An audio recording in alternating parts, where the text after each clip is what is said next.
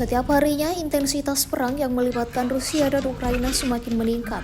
Baru-baru ini beredar sebuah video di media sosial Telegram pada Senin 29 Juli 2024. Dalam rekaman tersebut memperlihatkan detik-detik militer Ukraina kehilangan nyawa saat sedang beroperasi. Pasukan Rusia benar-benar tidak mengizinkan pasukan lawannya untuk bisa hidup dengan tenang dan bebas. Di wilayah yang tidak disebutkan dalam narasi unggahan, penembakan jitu Rusia beroperasi pada malam hari dan langsung menembak tentara Ukraina yang menjadi incarannya.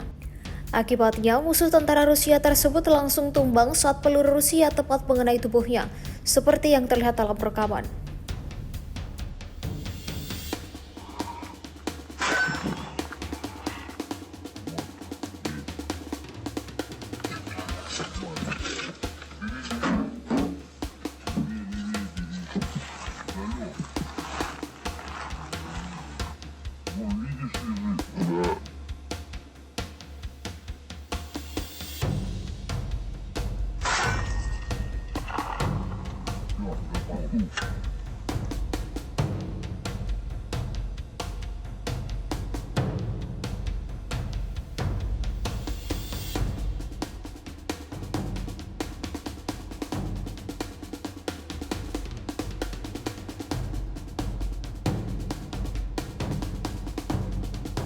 Download Tribun X sekarang, menghadirkan lokal menjadi Indonesia.